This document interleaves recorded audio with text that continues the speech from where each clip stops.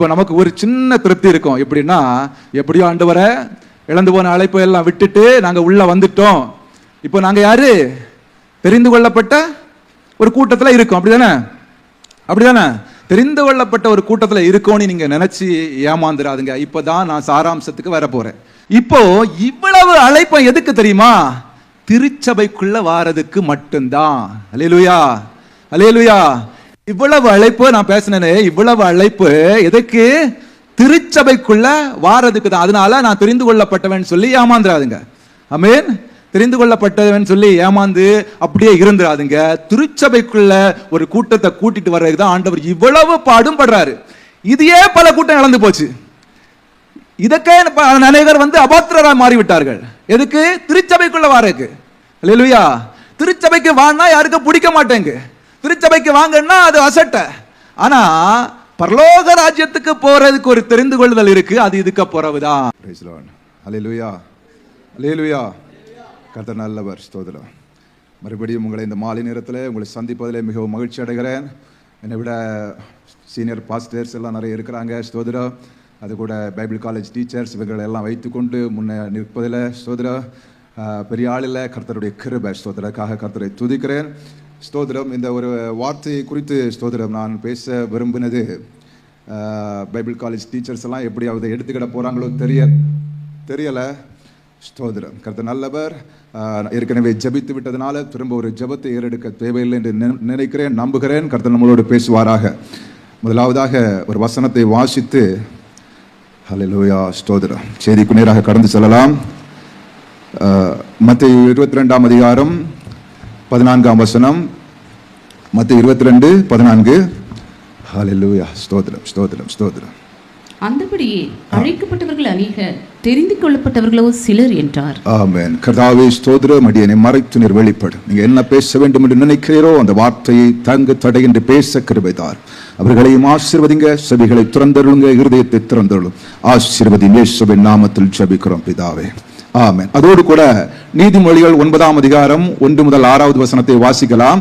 இதை கேட்டவர்கள் ஏற்கனவே கேட்ட செய்தி என்று நினைத்து விடக்கூடாது. வசனம் ஏற்கனவே வாசித்ததுதான், ஆனால் செய்தி வேறு. கொஞ்சம் ஞாபகத்தில் வைத்துக் கொள்ளணும். உபவாச ஜபங்களில் வருகிறவர்கள் அதே வசனம் அதே வார்த்தை என்று நினைத்து விடக்கூடாது.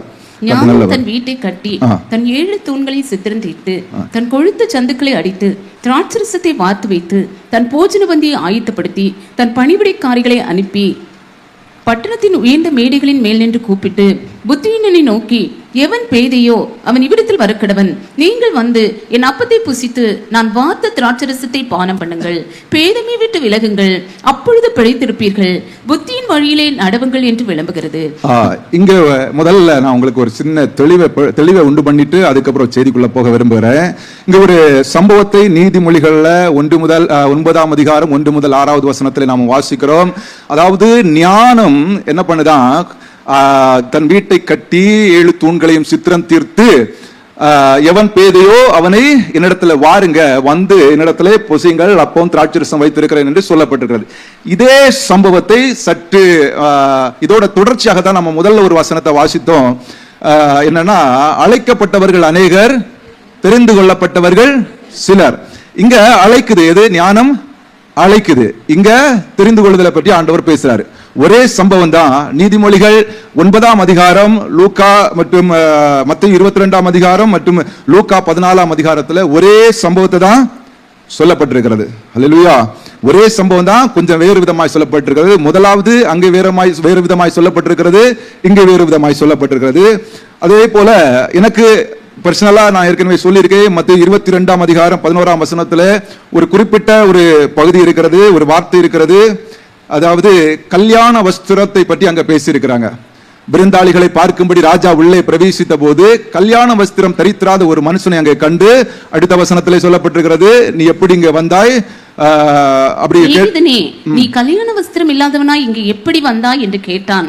அதற்கு அவன் பேசாமல் இருந்தான். இப்போ இதுக்கு அடுத்த வசனம் என்னன்னா, பணிவிடைக்காரரை பார்த்து இவனை பிடிச்சு, இவன் பேசாம இருந்தனால இவனை பிடிச்சு எங்க போடுறாங்க? புறம்பான இருளிலே போடுறாங்க. இது கிட்டத்தட்ட நான் என்னைக்கு இந்த வசனத்தை வாசித்தேனோ அன்னில இருந்து எனக்கு ஒரு சந்தேகம். நாம இவ்வளவு கஷ்டப்பட்டு இவ்வளவு வருத்தப்பட்டு எதுக்காக போறோம்? பரலோகத்துக்கு போறோம், அப்படிதானே? இப்போ பரலோகத்துக்கு போனதுக்கு பிறகு அங்க வந்து ஆண்டவர் கேட்க, ஏன்னா முதல் 2வது வசனம் அப்படிதான் சொல்லப்பட்டிருக்க தொடங்குது. தேவனுடைய ராஜ்யம் அப்படி என்று தொடங்கப்படுகிறது. தேவனுடைய ராஜ்யம் யாரு? தன் குமாரனுக்கு திருமணம் கல்யாணம் செய்கிற ஒரு ராஜாவுக்கு ஒப்பா இருக்கிறார். அப்ப தேவனுடைய ராஜ்யத்தை பற்றி தொடங்கிட்டு இங்க தேவனுடைய ராஜ்யத்துல ஒருத்தன் வந்து பந்தி இருக்கிறான், சாப்பிட்டு உட்கார்ந்து இருக்கிறான்.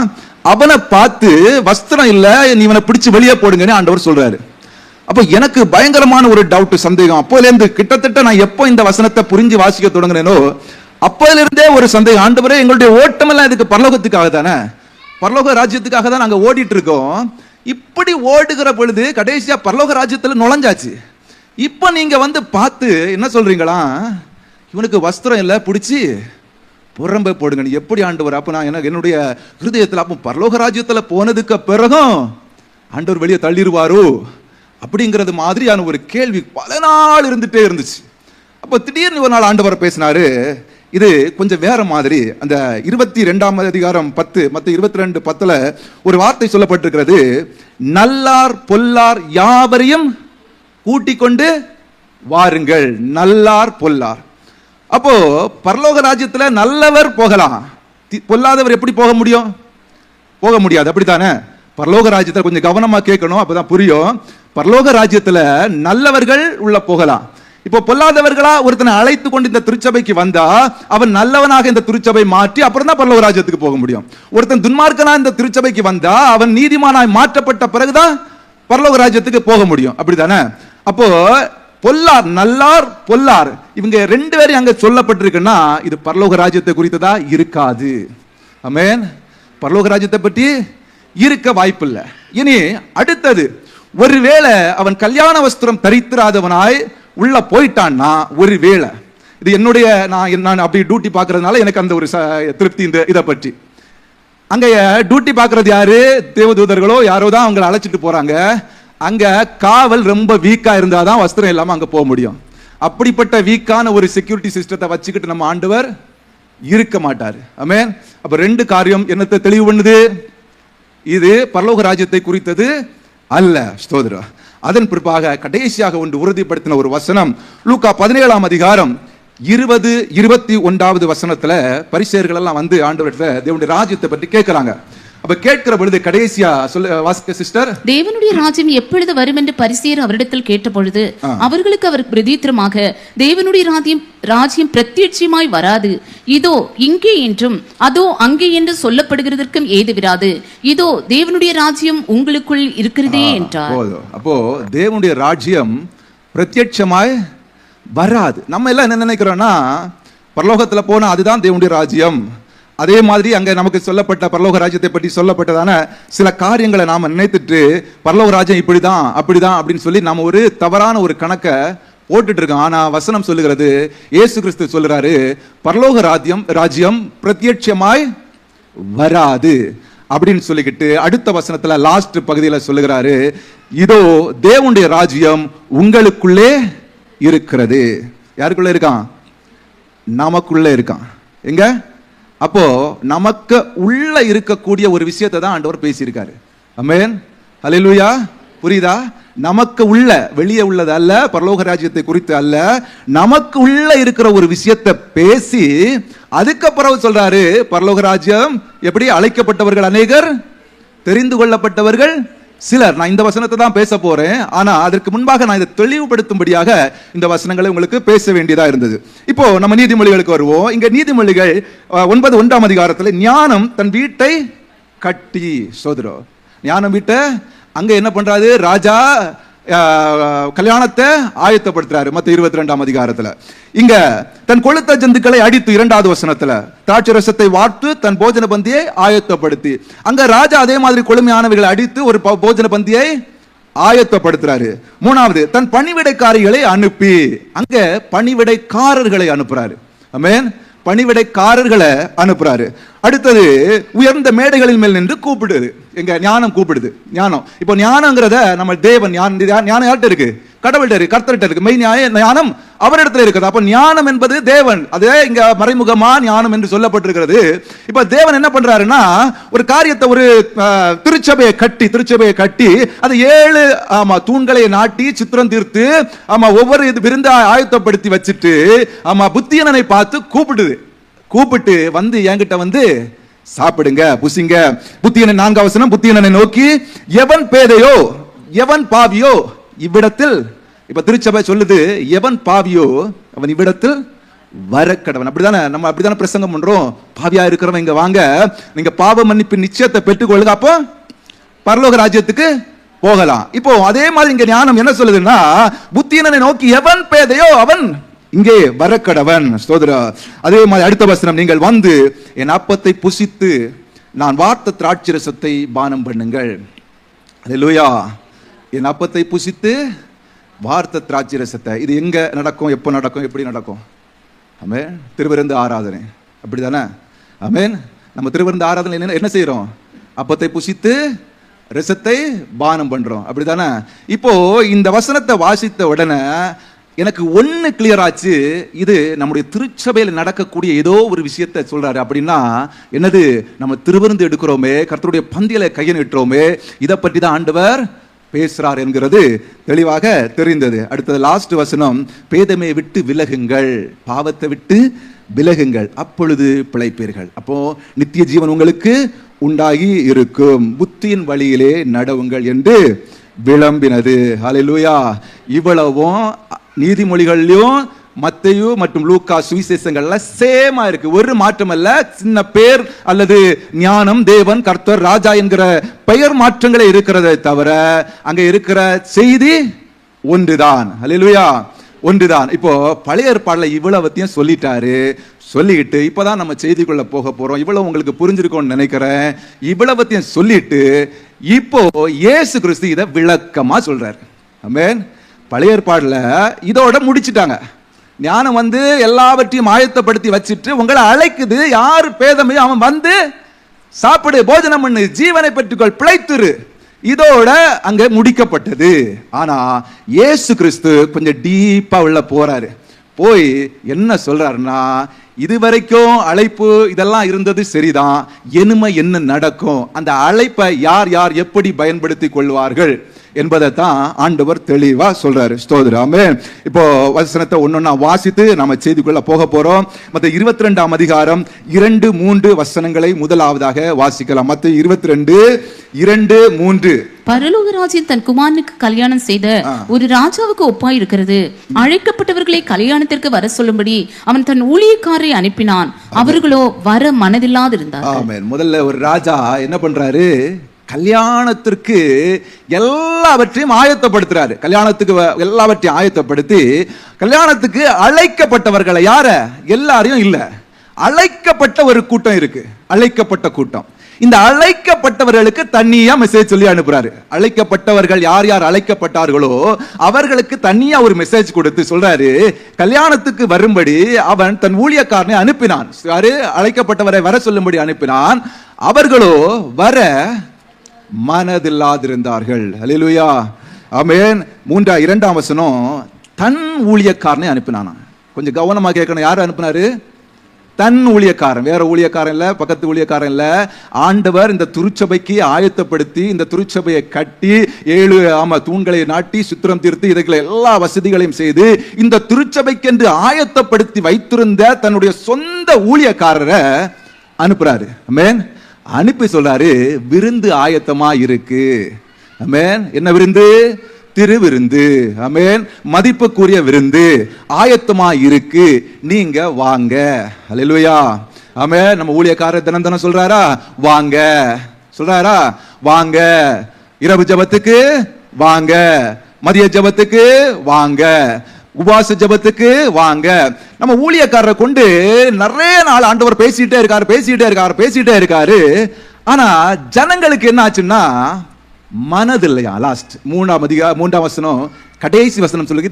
இந்த அதிகாரத்தை பற்றி, இந்த வசனங்களை பற்றி நீங்க நிறைய செய்திகள் கேட்டிருப்பீங்க. ஆனாலும் ஒன்று கூட இதை ஞாபகப்படுத்துறது மாதிரி நீங்க வச்சுக்கிடுங்களேன்.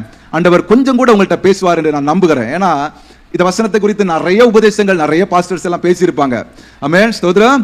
இப்போ இதுல கொஞ்சம் கூட நம்ம அதுல உள்ள ஆழத்தை கொஞ்சம் கூட பார்க்க போறோம். அல்லேலூயா, அல்லேலூயா. அப்போ வருகிறதற்கு மனதில்லாத ஒரு கூட்டம். அல்லேலூயா. இவர்களுக்கு என்ன இல்ல? மனது மட்டும்தான் இல்ல, வேற எல்லாம் இருக்கு. நல்லா கவனிச்சுக்கிடணும். நேரம் இருக்கு, வாய்ப்பு இருக்கு, ஆராதனை இருக்கு, ஆராதனை இருக்கு, தடைகள் இல்ல, வேற எதுவுமே இவங்களுக்கு பிரச்சனையே இல்ல. ஒரே ஒரு விஷயம், ஆராதனைக்கு போகிறதுக்கு மனசு இல்ல. அல்லேலூயா, அல்லேலூயா. ஆராதனைக்கு போகிறதற்கு மனதில்லாத ஒரு கூட்டம். அப்படிப்பட்ட ஒரு கூட்டம் தெரிந்து கொள்ளுதல்ல பங்கடைய முடியுமா? அல்லேலூயா.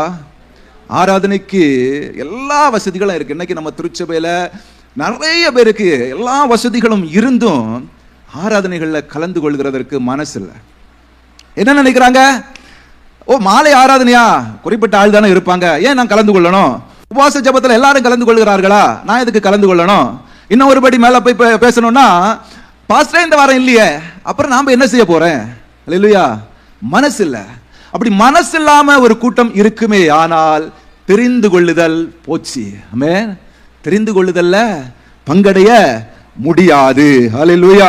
அதே போல 22:4 வசனத்துல 4 வசனம், அப்படியே 4 வசனத்துக்கு வாங்க. அப்பொழுது அவன் வேறு ஊழியக்காரை அழைத்து, நீங்கள் போய். போதும் சிஸ்டர். இப்போ முதல்ல யார் அனுப்புனார்னா, தன்னுடைய ஊழியக்காரனை, தன்னுடைய சொந்த ஊழியக்காரனை அனுப்பி என்ன சொல்றாரு?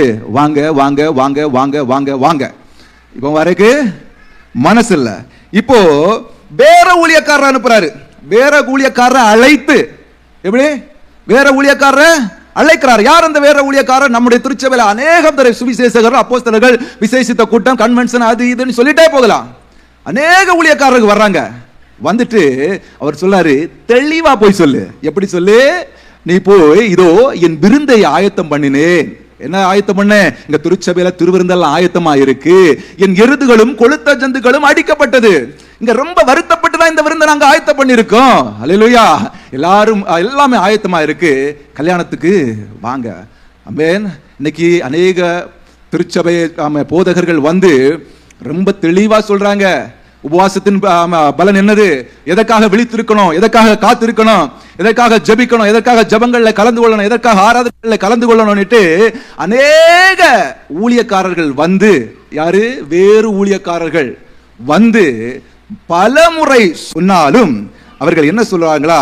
சோதரா, ஆமென், அதை ஏற்றுக்கொள்கிறதற்கு ஆயத்தமா இல்ல. இப்போ 5ஆம் வசனத்துல சொல்லப்பட்டிருக்கிறது, அழைக்கப்பட்டவர்களோ அதை அசட்டை பண்ணி, அசட்டை பண்ணினார்களாம், அசட்டை பண்ணி போய்விட்டார்களாம். அசட்டை பண்ணது ஒரு பக்கம், இப்ப போயிட்டான். அல்லேலூயா. முதல்ல திருச்சபை ஊழியக்காரன் கூப்பிட்ட போது மனசு இல்ல, இப்போ வேற ஊழியக்காரன் வந்து பேசுறான்.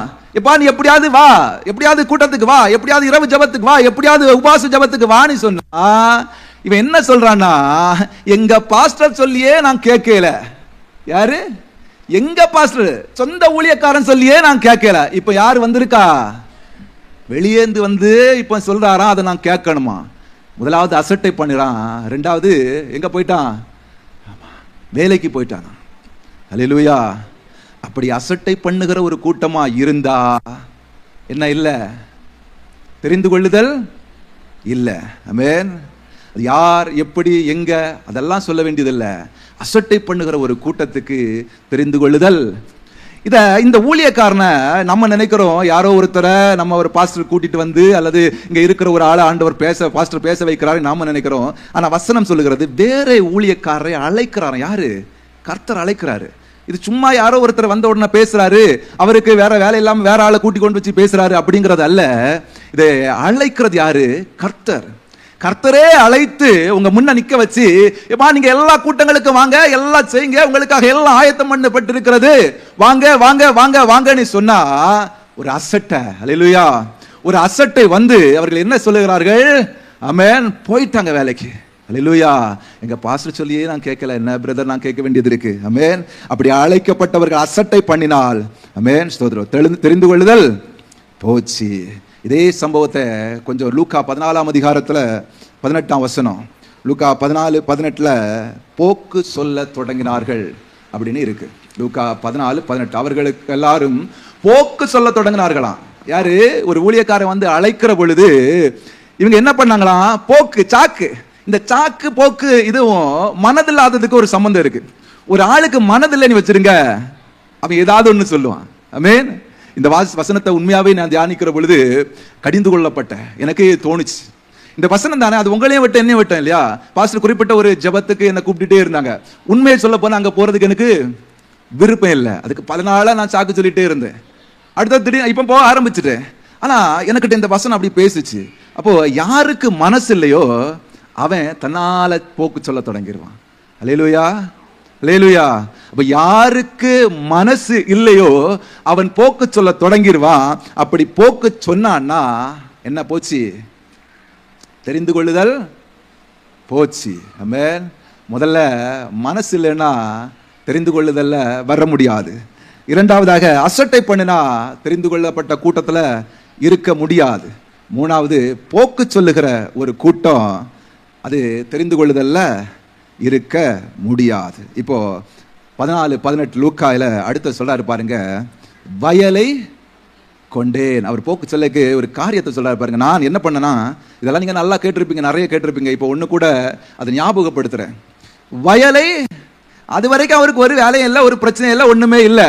இப்போ ஒரு ஆசீர்வாதம் வந்துட்டு, ஆமென், ஒரு ஆசீர்வாதம் வந்ததுனால நான் அதை போய் பார்க்கணும்.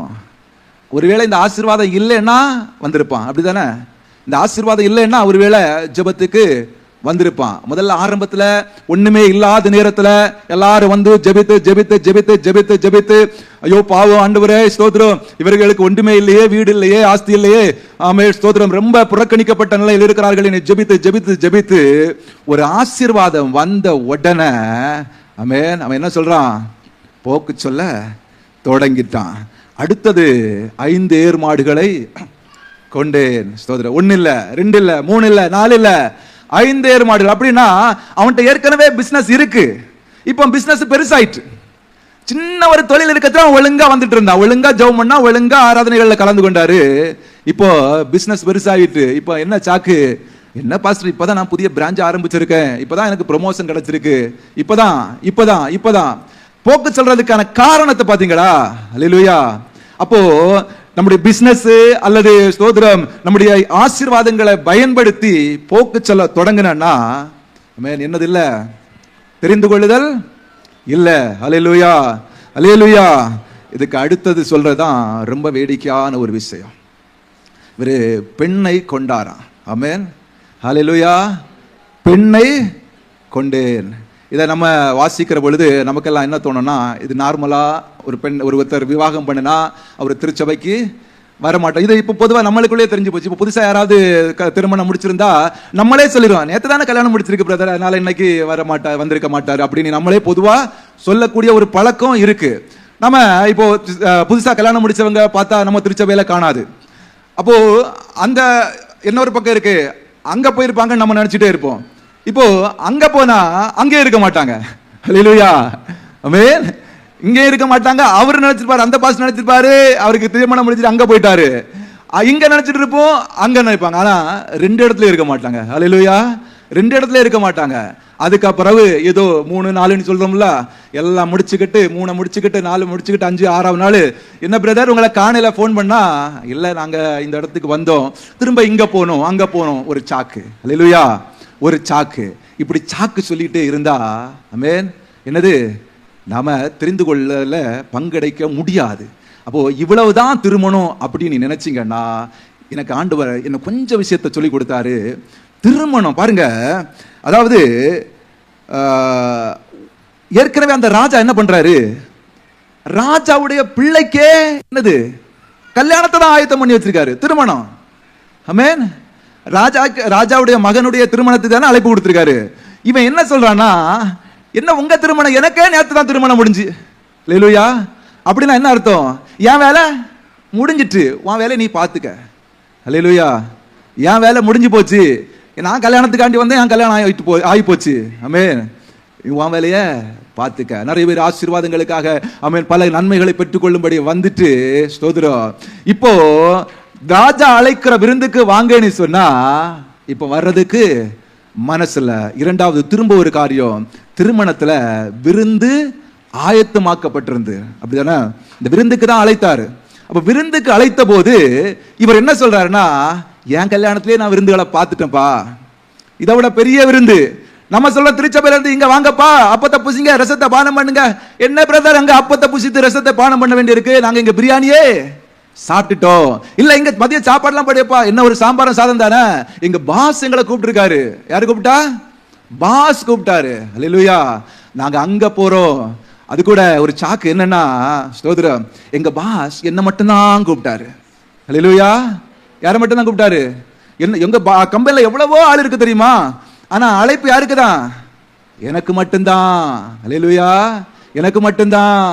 இப்போ ஒரே ஒரு ஆளுக்கு அழைப்பு விட்டுற ஒரு வேத பகுதி தெரியுமா? யாரு? எஸ்தர் ராணி பெரிய விருந்து ஆயத்தம் பண்ணி வச்சிருக்காங்க. பெரிய விருந்து ஆயத்தம் பண்ணி வச்சுட்டு ஒரே ஒரு ஆளை கூப்பிடுறாங்க. யாரு? ஆமான. ஆமான் என்ன சொல்றாரு? அதுல ஒரு பெருமை, ராஜாத்தி எல்லா விருந்தையும் ஆயத்தம் பண்ணி வச்சுட்டாங்க, எல்லாம் சம்பூரணமா இருக்கிறது, அவங்க என்ன மட்டும்தான் கூப்பிட்டுருக்காங்க. அல்லேலூயா. என்ன மட்டும்தான் கூப்பிட்டாங்க, பெருமை. இப்போ கர்த்தருடைய விருந்த, கர்த்தருடைய பந்தியை அசட்டை பண்ணிக்கிட்டு வெளியே விருந்து, எங்க பாஸ் என்ன மட்டும் தான் கூப்பிட்டு இருக்காரு, நீ போனா ராஜாத்தி அடுத்த நேரத்துல சொல்றா, இவனை அந்த துஷ்ட ஆமான். அல்லேலூயா. இன்னைக்கு உங்களை கூப்பிடும் போது நல்லா பெருசா வரவேற்போட கூப்பிடுற அவங்களே அடுத்த நாள் சொல்லுவாங்க, இவனை அந்த துஷ்ட மனிதன். ஆமென். வெளியே தள்ளி விடுறதுக்கு எவ்வளவு நேரம் ஆகும்? அல்லேலூயா. அதுக்கு கூட அந்த விருந்து அவனுக்கு தூக்குமேடையாய் மாறினது. தூக்குமேட, சாவு, மரணம்.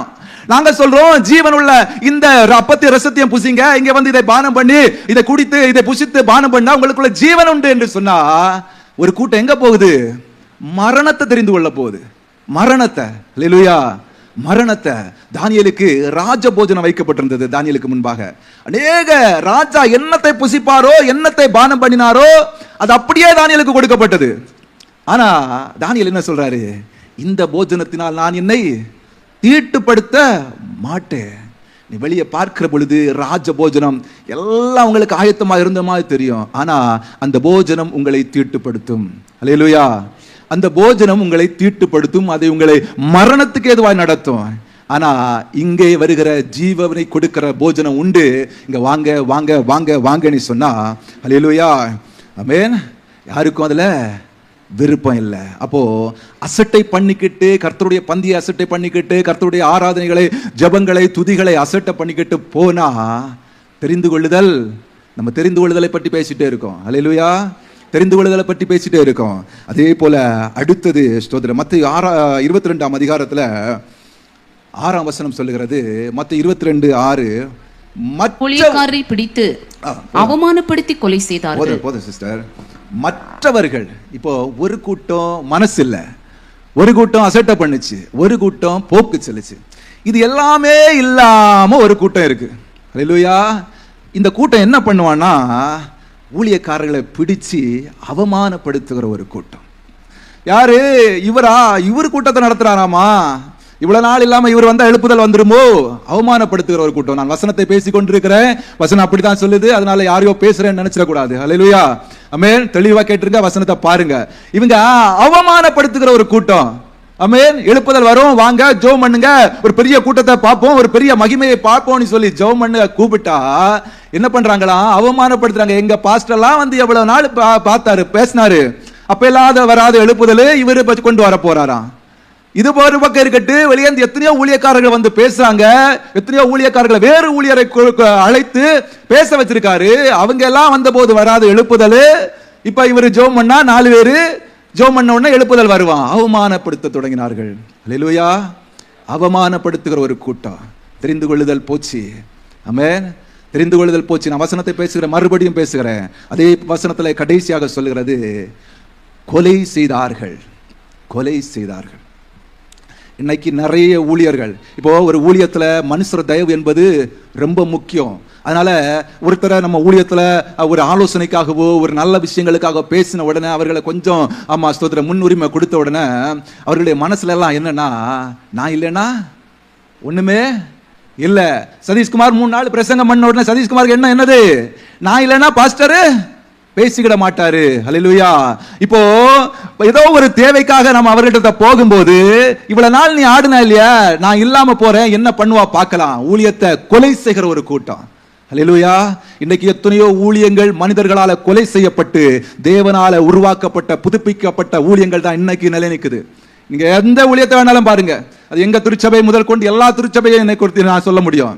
எத்தனையோ மனிதர்கள் அந்த ஊழியம் முடிஞ்சிடணும், இதோட முடிஞ்சு இனிமே இவன் எழும்பவே முடியாது, இந்த இடத்துல இல்லாம பண்ணிறேன் பாருன்னு சொல்லி எத்தனையோ கூட்டங்கள் மனிதர்களால முடித்து கொள்ளப்பட்ட கூட்டத்தை ஆண்டவர், ஆமென் ஸ்தோத்திரம், 2வது முறையாக கரங்களை பிடித்து ஆண்டவர் உயிர் கொடுக்கிற கூட்டங்கள் தான் இன்னைக்கு நிக்கு.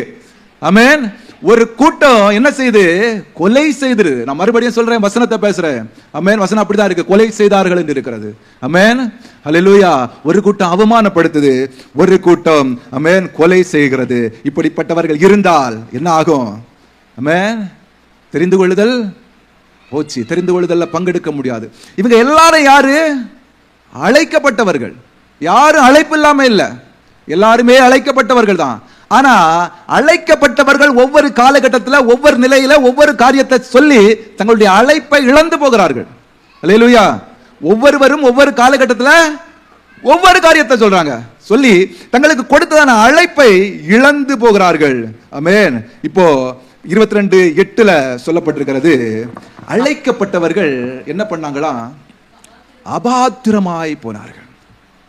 எவ்வளவோ நாள் சொல்லி சொல்லி பார்த்தோம், எவ்வளவு நாள் கூப்பிட்டு பார்த்திருந்து, ராஜா ஆள் அனுப்புனாரு, தன் சொந்த ஊழியக்காரன் அனுப்புறாரு, வேற ஊழியக்காரன் அனுப்புறாரு, எல்லாம் சொல்லியாச்சு, பேசியாச்சு, தெளிவா சொல்லியாச்சு. ஆனா கடைசி வரைக்கும் இவங்க வரவே இல்லை. அபாத்திரமாய் போனார்கள். அபாத்திரராய் போன உடனே ஆண்டவர் சொல்றாரு, லூக்கா 14ஆம் அதிகாரம் 21வது வசனத்துல, நீ ஒரு காரியம் பண்ணு. லூக்கா 14:21. அந்த ஊழியக்காரன் வந்து இவைகளை தன் எஜமானுக்கு அறிவித்தான். அப்பொழுது வீட்டெஜமான் கோபமடைந்து தன் ஊழியக்காரனை நோக்கி, நீ பட்டணத்தின் தெருக்களிலும் வீதிகளிலும் சீக்கிரமாய் போய் ஏழைகளையும் ஊனரையும் சப்பானிகளையும் குருடரையும் இங்கே கூட்டிக் கொண்டு வா என்றான்.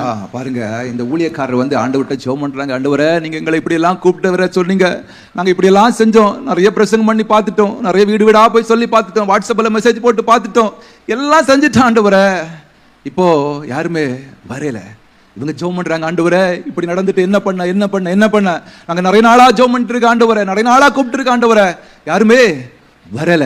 இப்ப ராஜா சொல்றாரு, நீ ஒண்ணு பண்ணு, இங்க இருந்து போய் எங்க தெருக்களில வீதியில யாரெல்லாம் பாக்குறியோ, யாரு ஏழையா இருந்தா பரவாயில்ல, அவனுக்கு வசனம் தெரியாது, ஏழையா இருக்கான், எதா இருக்கட்டும் பரவாயில்ல, கூட்டிட்டு வா. ஊனன், அந்த ஆவிக்குரிய வாழ்க்கையில ஊனனா இருக்கானா பரவாயில்ல, அவனை கூட்டிட்டு வா. சப்பானி எழும்பி நடக்க முடியல, எழுப்புதலை பற்றி அவனுக்கு தெரியாதா பரவாயில்ல, கூட்டிட்டு வா. குருட, தரிசனமே இல்லாம ஒருத்தன் இருக்கானா பரவாயில்ல, எல்லாரையும் கூட்டிட்டு இங்க வா. ஆமென். இப்போ முதல் அழைப்பை இழந்து 2வது இப்படி கூப்பிட்டதுல தான் நிறைய பேர் உள்ள வந்திருக்கும். அல்லேலூயா. முதல் அழைப்பு நிறைய பேருக்கு இருந்துச்சு, ஆனா அது ஒரு கூட்டம் இழந்துட்டாங்க. இப்போ ஆண்டவர் சொல்றாரு, பரவாயில்லப்பா, எப்படி இருந்தாலும் பரவாயில்ல, அவன் ஊன சப்பானி முடவன் குருடன் எதை பற்றி நீ பார்க்காத, அழைத்து கொண்டு உள்ளே வா. அவங்க லூக்கா 14:22 சொல்லுகிறது, அப்படியே செய்தார்கள். எப்படி ராஜா சொன்னாரோ அப்படியே செய்தார்கள். அப்படியே செய்து இன்னும் பாருங்க, இன்னும் கொஞ்சம் திரும்பி பாருங்க, இன்னும் இடம் இருக்கிறது. ஹல்லேலூயா. இன்னும் இடம் இருக்கு ஆண்டவரே. திரும்ப வந்து கதறாங்க, ஆண்டவரே நீங்க எப்படி எல்லாமோ சொன்னீங்க, இதெல்லாமோ செஞ்சோம், இப்ப கடைசியா நீங்க சொன்ன இந்த காரியத்தையும் செஞ்சிட்டோம், இப்போ ஒரு கூட்டத்தை கூட்டு வந்துட்டோம் ஆண்டவரே. ஆனாலும் பாருங்க இங்க ஃபுல்லாவே இல்ல, ஆனாலும் இடம் இருக்கு ஆண்டவரே, ஆனாலும் இடம் இருக்கு. இப்போ அவர் சொல்றாரு 23வது வசனத்துல, அப்பொழுது எஜமான் ஊழியக்காரனை நோக்கி, நீ பெருவழிகளிலும் வேலிகள் அருகிலும் போய் என் வீடு நிறையும்படியாக ஜனங்களை உள்ளே வரும்படி வருந்தி கூட்டிக் கொண்டு வா. இப்போ சொல்றாரு, பெருவழிகள் வீதிகள் வேலிகள் எல்லாம் போய் வருந்தி கூட்டிக் கொண்டு வா. வருந்தி கூப்பிடணுமா? இதான் சுவிசேஷம் அறிவிக்கிறதுக்கு புறப்படுகிற ஒரு கூட்டம், வருந்தி கூப்பிடுகிற கூட்டம். அல்லேலூயா. ஆமென். God bless you brother. வருந்தி கூப்பிடுகிற ஒரு கூட்டம். ஆமென். அவங்க சொல்றாங்க, அம்மா எப்படியாவது வாங்க, உங்களுக்கு ஆண்டவர் விடுதலை கொடுப்பார். ஆமென். ஒரு சுவிசேஷம் அறிவிக்கிறதுல இருக்கிற வருத்தம், ஒரு இது இருக்கு தெரியுமா, அது வேற எங்கேயுமே இல்லை சோதரம். ஆமென். அவர்கள் வருந்தி வேலிகள் அருகிலேயும் சோதர வீதிகளிலும் போய் கூக்குரலிட்டு சத்தமிட்டு, வாருங்க வாருங்க வாருங்க பாவிகளே வாருங்க, குருடரா முடவரா செவிடரா யாரா இருந்தாலும் பரவாயில்ல, வாங்க வாங்க வாங்க வாங்க என்று வருந்தி ஆமென் கூப்பிட்டாங்க. இப்போ அதே காரியத்தை லூக்கா 22:9 சொல்லப்பட்டிருக்கிறது. யாவரையும், அங்க யார, முடவர் சப்பானி குருடரை கூப்பிடுறாரு, இங்க சொல்றாரு யாவரையும். இப்போ அவன் இவன் நல்லவன் பொறுத்தவன் பார்க்காதுங்க, எல்லாரையும் கூப்பிடுங்க. அல்லேலூயா. ஏன் பாரு, இவ்வளவு இடம் காலியா இருக்கு. அல்லேலூயா. இவ்வளவு இடம் காலியா இருக்கிறதுனால நீ ஒண்ணு பண்ணு, நல்லோர் பொல்லோர் ஒண்ணும் பார்க்காத. 10ஆம் வசனத்துல சொல்லியிருக்கு, ஒண்ணும் எல்லாரையும் கூட்டிட்டு வா. இவங்க போய் 10ஆம் வசனத்துல நல்லார் பொல்லார் யாவரையும் கல்யாண சாலைக்கு கூட்டிட்டு வந்தாங்களாம். நல்லவனையும் கூப்பிட்டாங்க, பொல்லாதவர்களையும் கூப்பிட்டாங்க.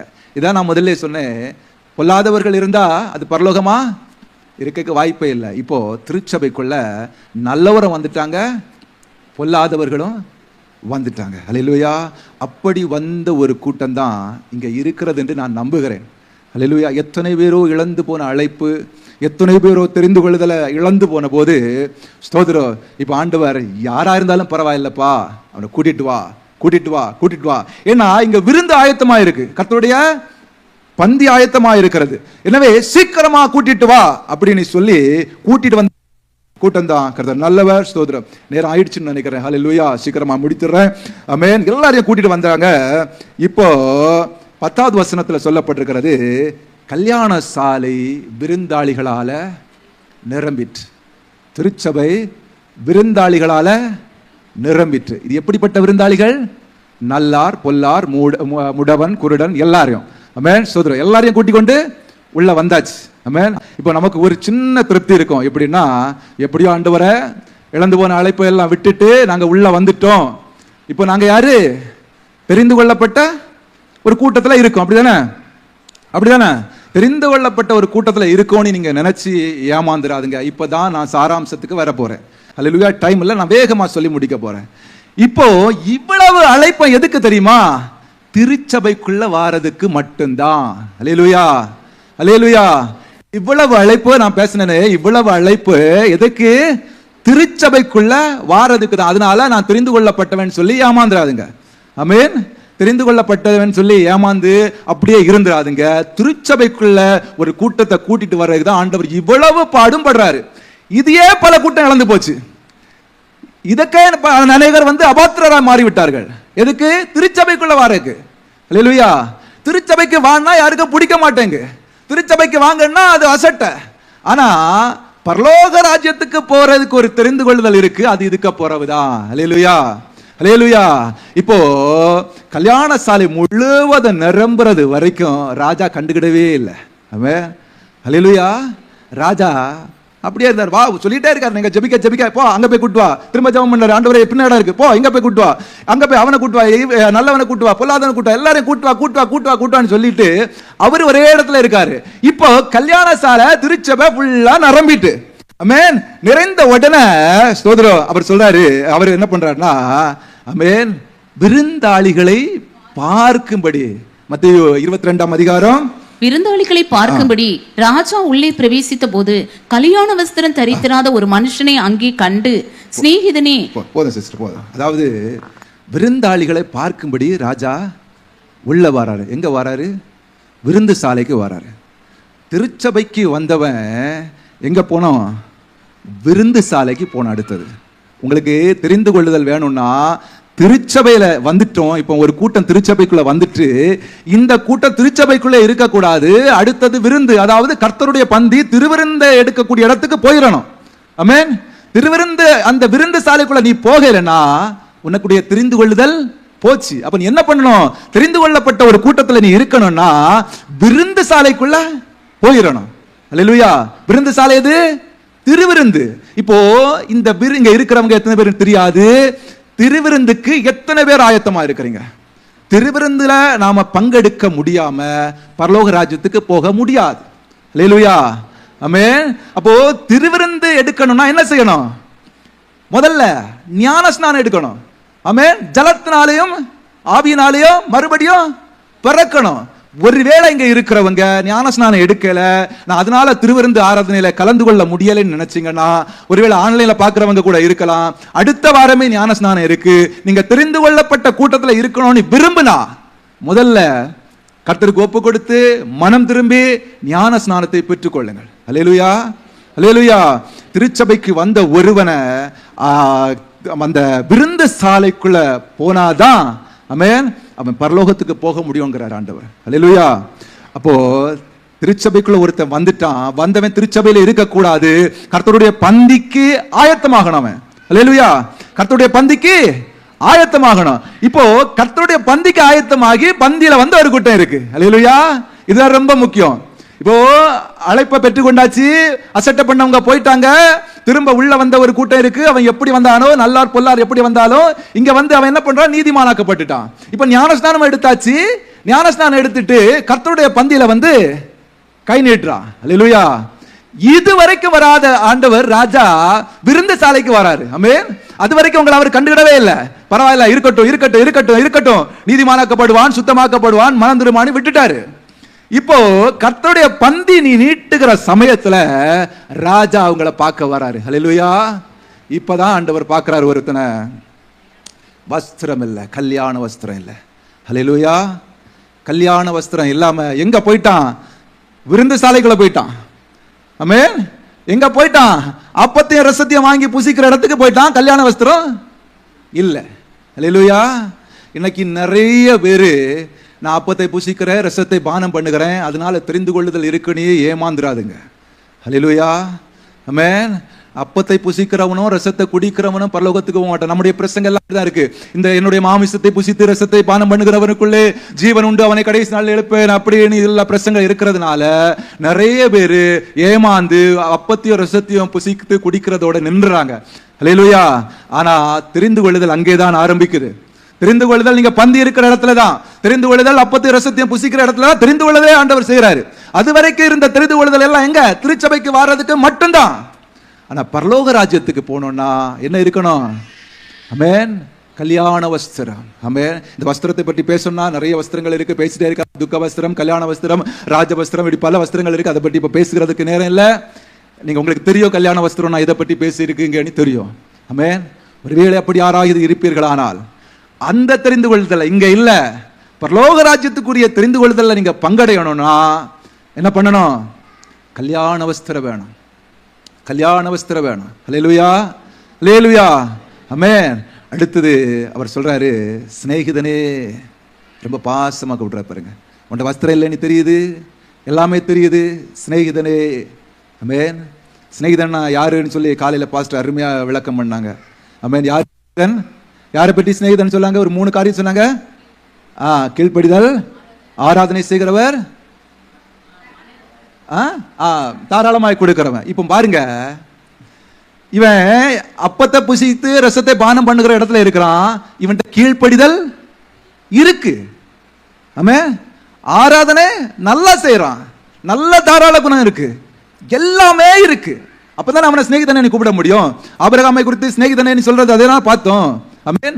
கர்த்தர் ஆபிரகாமை சிநேகிதனாய் கூப்பிடுகிறதற்கான காரணம் என்னன்னு காலையில் நம்ம பார்த்தோம் இல்லையா? அப்போ இது எல்லாமே இவன்ட்ட இருக்கு. ஆராதனை இருக்கு, நல்லா ஆராதனை பண்றான், நல்லா ஜெபம் பண்றான், நல்லா ஸ்தோத்திரம். வேற என்னது? தாராள குணமா இருக்கிறான், கீழ்ப்படுகிறான். சர்ச்சில் பாஸ்டர்னா உடனே கீழ்ப்படிறது, உடனே வேலை செய்யறது, எல்லாமே இருக்கு. ஆமென். எல்லாம் இருக்கிற ஒரு மனுஷன், சிநேகிதன் என்று அழைக்கப்படுகிற ஒரு மனுஷன் ஆண்டவர் அழகா அருமையா சொல்ல பாருங்க. சிநேகிதனே, கல்யாண வஸ்திரம் தரிக்காம இங்க எப்படி வந்த? விருந்து சாலை வர வந்துட்டியப்பா, அப்பத்தை புசிக்கிற இடம் வர வந்துட்டியே, இங்க எப்படி வந்த? நேரம் ஆயிடுச்சு, நான் முடிக்க போறேன். ஸ்தோத்திரம். இன்னும் கொஞ்சம் பெருசா இருக்கு, போயிடும். ஸ்தோத்திரம். எப்படி வந்த? ஹல்லேலூயா. ஆமென். கர்த்தர் நல்லவர். ஆமென். இதே மாதிரி தான் யூதாசையும் கேட்டாரு, சிநேகிதனே. அவர்கிட்ட கேட்டாரு, எதற்காக இங்க வந்த? எதற்காக வந்த? ஆமென். மத்திய, ஆமா ஸ்தோத்திரம், மத்தியில தான் இருக்கு. ஸ்தோத்திரம். ஆமா 26ஆம் அதிகாரத்துல இருக்கு. சிநேகிதனே, எதற்காக வந்தா? அவன் எதுக்கு வந்தான்? யூதாஸ் எதுக்கு வந்தான்? காட்டி கொடுக்க. எதுக்கு? காசுக்காக. இப்ப ஒரு கூட்டம் என்னத்துக்கு வந்திருக்கு? ஆசீர்வாதத்துக்காக திருச்சபைக்குள்ள வந்திருக்கு. என்ன வேணும்? வீடு வேணும், சொத்து வேணும், பணம் வேணும், எல்லா ஆசீர்வாதமும் வேணும். ஆனா எது வேண்டாம்? கல்யாண வஸ்திரம் வேண்டாம். ஹல்லேலூயா. இன்னைக்கு ஆண்டவர் உங்களோடு பேசியிருப்பார் நினைக்கிறேன். கொஞ்சம் நேரம் ஆயிட்டு, சாரி, சீக்கிரமாய் முடிக்க விரும்புகிறேன். ஹல்லேலூயா. ஆண்டவர் உங்களோடு பேசியிருப்பார். நம்ம தெரிந்து கொள்ளுதல் எங்க ஆரம்பிக்குன்னா, அப்பத்தையும் ரசத்தையும் வாங்கி பானம் பண்ணி புசிக்கிற இடத்துல தான் நம்ம தெரிந்து கொள்ளுதலே ஆரம்பிக்குது. இதெல்லாம் ஒரு கூட்டம் ஏற்கனவே முடிச்சுட்டாங்க, வெளியே முடிச்சுட்டாங்க, உள்ள வரல, ஆராதனைக்கு வரல, ஜெபத்துக்கு வரல, எதுக்குமே வரல. ஆனா ஒரு கூட்டம் இங்க வந்துட்டோம், அப்பத்தையும் ரசத்தையும் புசிக்க இடம் வர போய்கிட்டோம். கர்த்தர் வந்து உங்களை பார்க்கிற பொழுது வஸ்திரம் இல்லாமல் இருக்கக்கூடாது, ஞான ஸ்நானம் எடுக்காமல் இருக்கக்கூடாது. ஆமென். ஹல்லேலூயா. கர்த்தர் நல்லவர். கண்களை மூடுவோம். ஹல்லேலூயா. ஒருவேளை ஸ்தோத்திரம், நான் அப்பத்தை புசிக்கிற இடம் வர வந்துட்டேன் ஆண்டவரே, ஸ்தோத்திரம், நான் தெரிந்து கொள்ள கூட்டத்திலே வரணும்னா ஸ்தோத்திரம், அந்த வஸ்திரம் எனக்கு வேணும். இதுவரைக்கும் நான் எப்படி இருந்தேன்னு எனக்கு தெரியாது, இன்றைக்கு நான் தெரிந்து கொள்ளப்பட்ட கூட்டத்தில் மாற விரும்புகிறேன் என்று ஒரு வார்த்தை சொல்லுங்க, ஒரே ஒரு வார்த்தை. ஆண்டவர் இன்றைக்கு உங்களை தெரிந்து கொள்ளப்பட்ட ஒரு கூட்டத்தில் வைப்பார். கர்த்தர் நல்லவர். இயேசுவின் நாமத்தில் ஜெபிக்கிற பிதாவே, ஆமென்.